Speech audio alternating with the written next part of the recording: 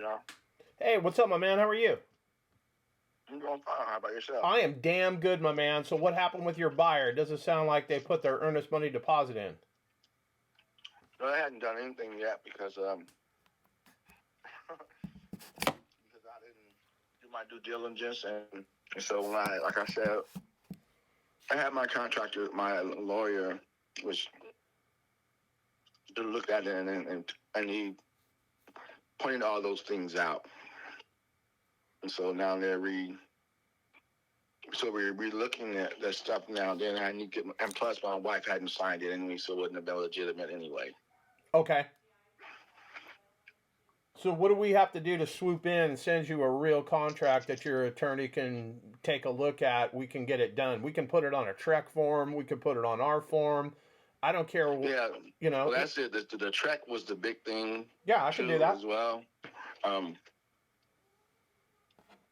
then that was really the big thing on that, was making sure we have that. And one of the things was how it was, I guess it was some of the wording and stuff he wasn't happy with. Okay. And plus my broker, she wasn't happy with some of it too. But even though she's not part of it, she's one of my top consultants on this. She's done this before. Sure. And I had never done it before. No, 100%. It's not something you do every single day. And there's a lot of knuckleheads out there, like I told you yesterday, that are watching YouTube videos and they fancy themselves investors. And I mean, it's just not the case. Yeah. And she told me, she's, Jeff, you accepting these terms and you're acting like you're desperate. And, because I had that 3%. She said, that's crazy, man. And then that was the biggest thing, and plus getting all those things in the track. And then I maybe misread it, but it looked like the closing, that I was going to be playing closing, but that wasn't the case. Oh, no, we're not paying. You won't pay anything. There's no realtor fees, no closing costs. We handle all of that stuff. So let me get a piece of paper just so we're on the same page. So what are the terms that you like? And let me see if I can put something together. I'll put it on paper for you. You can review that because it sounds like nothing's signed. So here I am. No, it's not. Yeah. It's not. There's all nothing right. to sign. So go ahead. So the cost would, the cost of the place, using 30-year amortization, and he was saying at 4%. Okay. With a what's it called? I think that word, 5-year balloon. Okay, 5-year balloon. And we said that the down was 8% was the down payment. Down, yes. Okay, 8% down payment. And just to make sure I'm on the same page, because I'm not looking at it, it's $385, right? That's what you want for it? Yes. $385, yeah. And that includes the furniture, correct? Yes. Okay, yes. $385 includes furniture. Okay, you want 4% interest. You want a 5-year balloon. You want 8% down. You want me to pay all the closing costs. Mm-hmm. What else do you? Oh, you want it on a Trek form. Trek. Right. Yes. What else do you want? That's the big done thing was that. Okay, done. So if I go put this on paper right now and send it over to you, you'll at least have somebody review that and we can get a deal done. Is that what I'm hearing?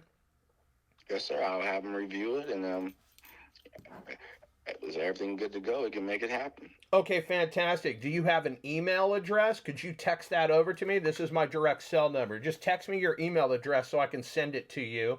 And then let me get the people on my team to put this on writing on a Trek form, and I'll send it over to you. Fair enough? Okay. Because there's the two. There's the Trek and there's a seller addendum on there as well. Oh, and there was one of the things too also that he did note too is like we had on the form where they had mentioned that that you have to, that you didn't have that you don't need permission to sell it or anything like that. To assign it?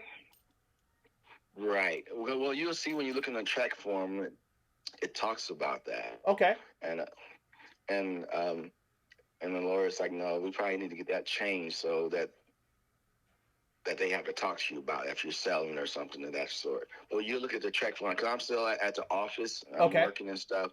I got it and I sent it to them. So I haven't really sit down here myself and looked at it too much.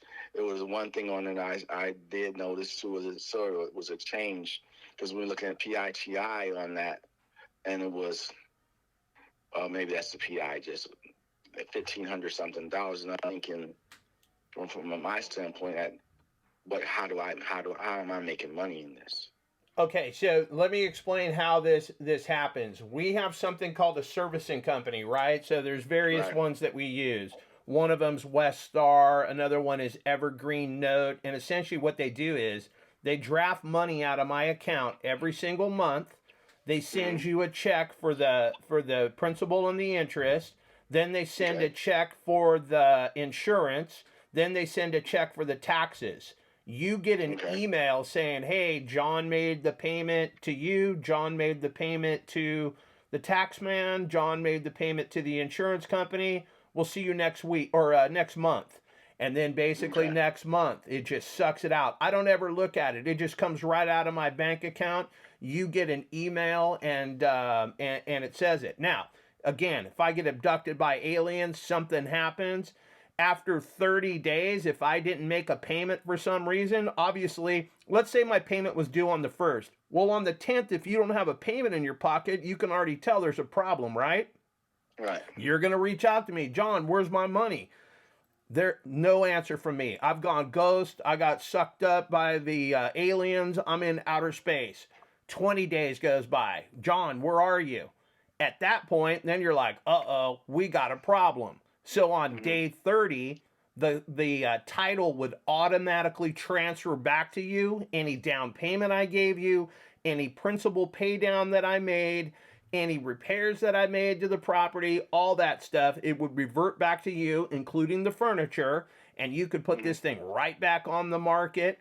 But then, in my opinion, that is the absolute best thing that can happen to you. You're like, well, what do you mean? You not paying your bills is the best thing that can happen to me? Yes, 1,000,000%, because you would keep all of that stuff and you would be able to put this back on the market and sell it again for full retail. We've never defaulted on any payments. We did have a servicing company, Westar. I don't want to throw shade on them, but they screwed up one time, and we've got quite a few different properties. They did screw up, and I was 7 days late one time, but we got that corrected, and that's why I started using Evergreen Note. We've also got another guy that's in Texas. He's not like, a big company or whatnot. He's just an attorney that basically handles escrow accounts for us.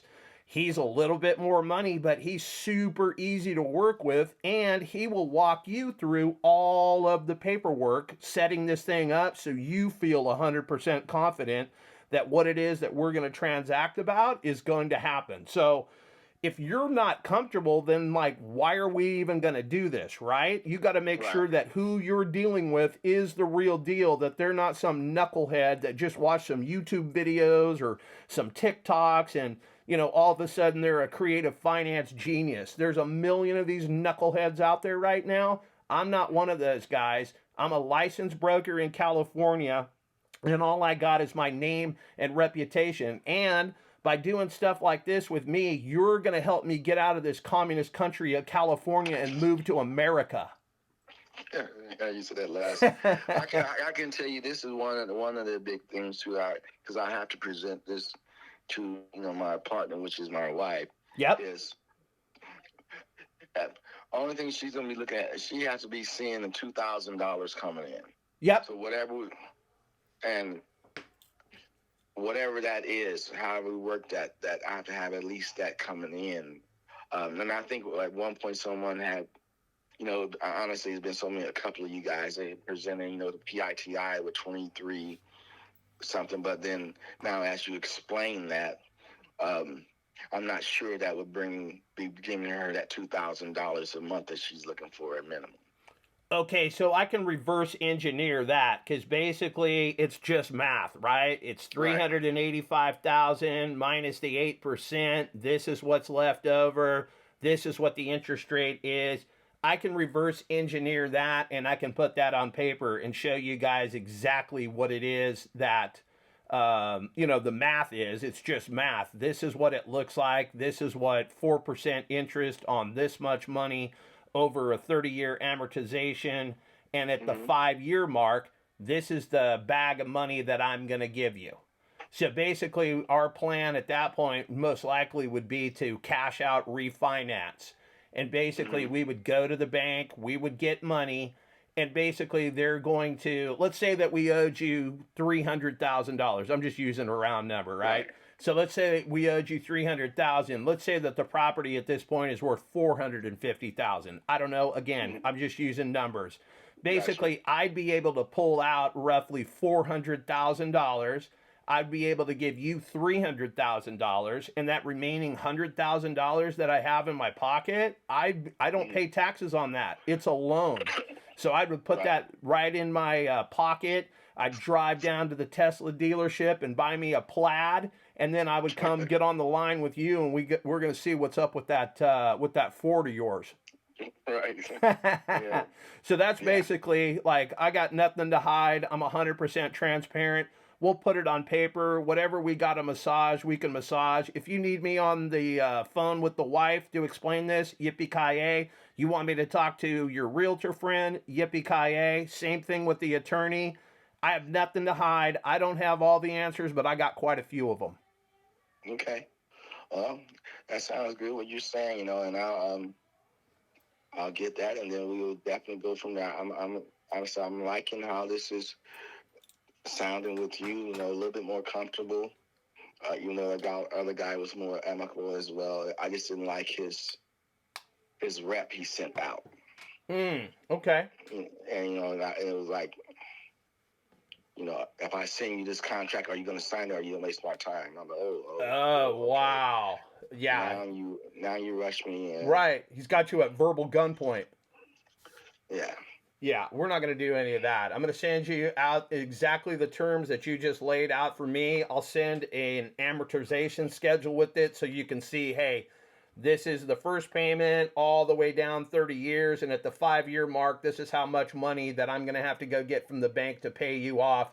You go your way. I go my way. We continue to move this deal forward. If 3 years down the road, I want to go sell this thing, well, as long as you get what I owe you, what's the problem? There won't be. Right. So, right. All right, let me get this thing on paper, and then I'll shoot you a text. You shoot me a text with your email address so I don't screw it up, and I'll get on the team right now to send you an offer.